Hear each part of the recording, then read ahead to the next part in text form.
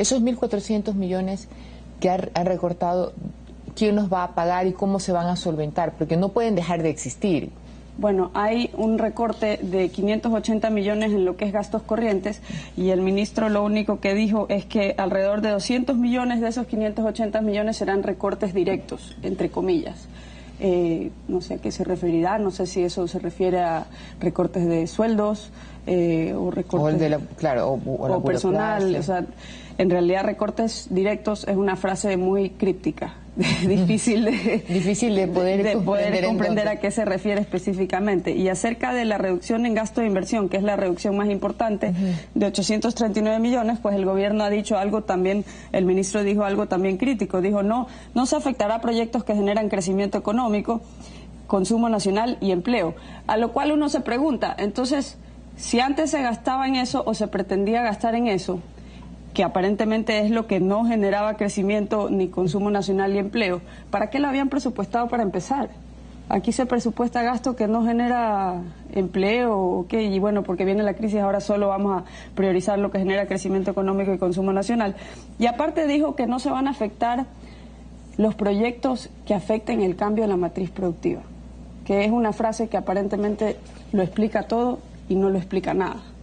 Porque nuevamente no han dicho una lista de ministerios que van a sufrir los recortes, no han dado una lista de las obras que se van a demorar más en completarse.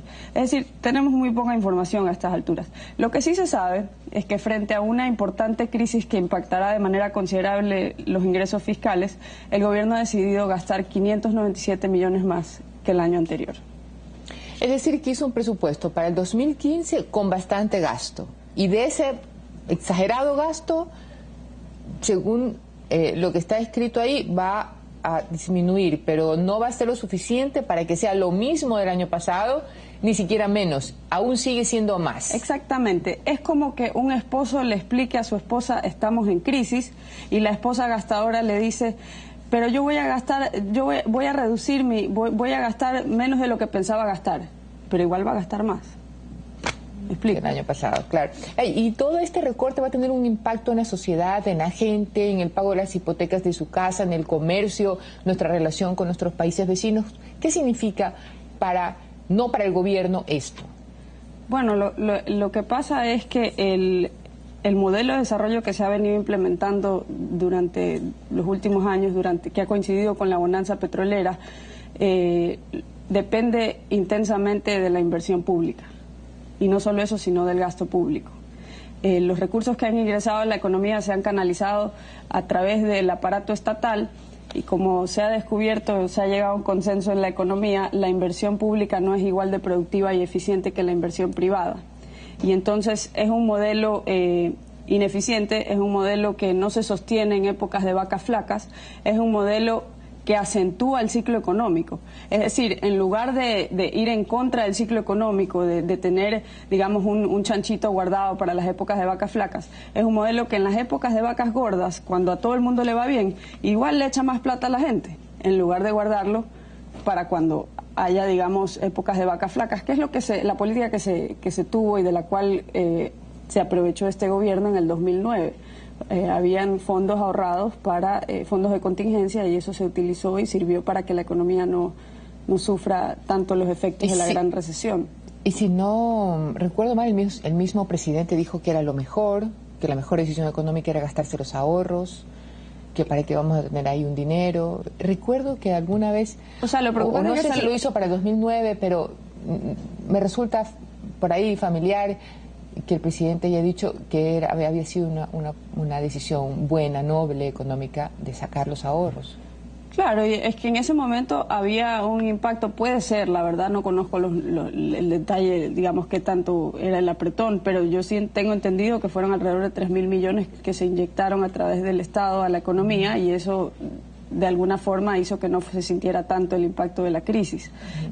Lo preocupante es que luego de que pasó ese bache y volvió los altos precios, no se volvió a tener la sana costumbre de ahorrar los ingresos extraordinarios, sino que nos lo gastamos todo. No solo eso, gastamos por encima porque volvió a crecer el endeudamiento público. Y esa era la siguiente inquietud. ¿China resulta ser el mejor financista que tiene el Ecuador en este momento, o en el orden internacional habría otra forma de financiarnos y que no nos cueste tanto? Lo que pasa es que cuando uno no es buena paga, el financiamiento se vuelve caro y escaso. Y nosotros nos hemos disparado en el pie, en cierta forma, porque no, habiendo podido pagar, decidimos no pagar, y eso se presentó como una política exitosa, pero la verdad es que Ecuador tiene unas tasas de interés por encima de ciertos países africanos, y uno dice, ¿por qué? Bueno, porque habiendo podido pagar no quisimos pagar, y eso se paga a largo plazo con un costo de financiamiento más alto. O sea que la posibilidad de que podamos tener algún posible financiamiento o algún crédito con el Fondo Monetario Internacional o con los clásicos organismos de financiamientos para la región se descarta. ¿Nos vamos a quedar con China? Pareciera que por ahí van las cosas. Yo no creo que se descarta. Yo creo que hay cierta incomodidad ideológica, si se le puede decir de alguna forma, a que un gobierno que ha renegado tanto del Fondo Monetario Internacional y el Banco Mundial vaya a terminar tocándoles las puertas. Yo creo que eso sí puede entender y puede haber eso y puede ser comprensible, pero no creo que vayan a cerrarle las puertas en ningún momento. Son organismos que viven de prestar. Su razón de ser es justamente financiar. Es justamente financiar. Para ellos es más trabajo, les crece el presupuesto al FMI si tienen más clientes. Como que los bancos no tengan quien le pida prestado plata, más o menos así. Sí.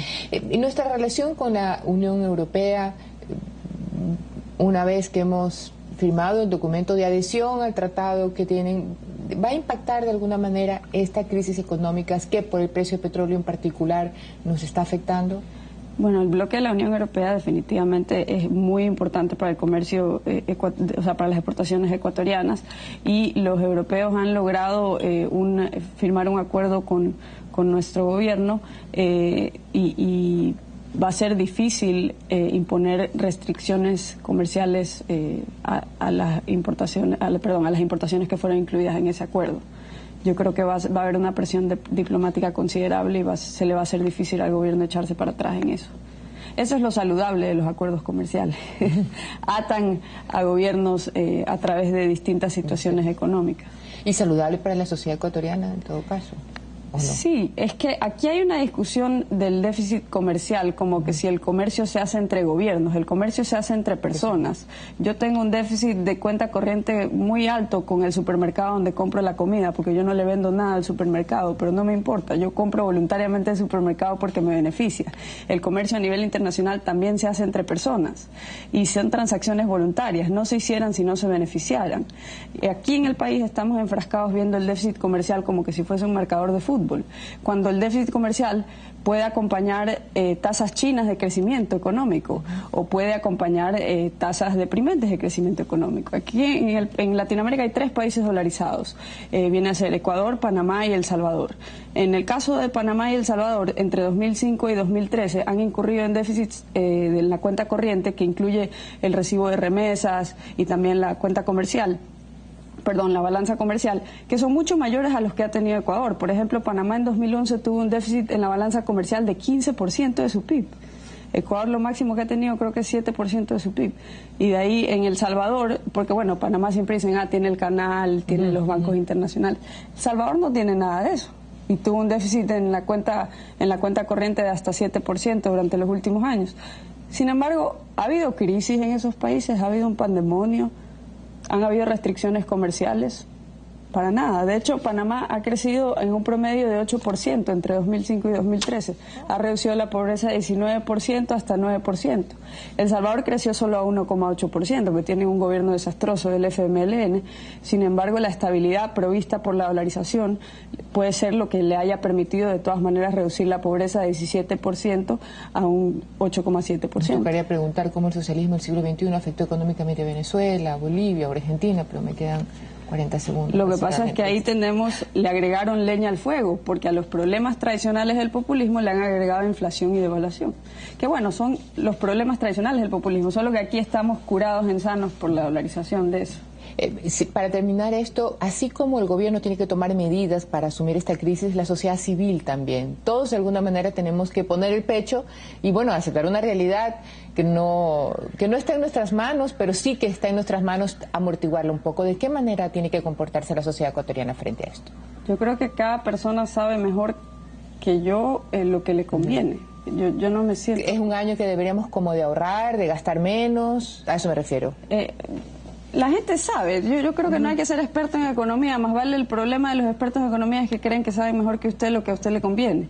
La gente sabe cómo llevar, la mayoría de la gente, hay excepciones, la mayoría de la gente sabe cómo llevar su economía y sabe lo que le conviene, la gente no es tonta. Bien.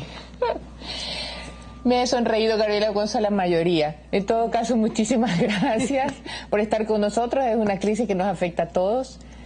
Ojalá que este recorte presupuestario pues sea la primera de múltiples decisiones del gobierno para reducir un poco y pues se llegue a convertir en realidad eso de que de verdad gastemos menos, tal vez con otros recortes, tal vez con otras decisiones, porque al paso que vamos a seguir gastando más que el año pasado. Lo importante es que el crecimiento dependa más de la iniciativa de los individuos y no del Estado. Bien, Gabriela, muchísimas gracias por estar con nosotros.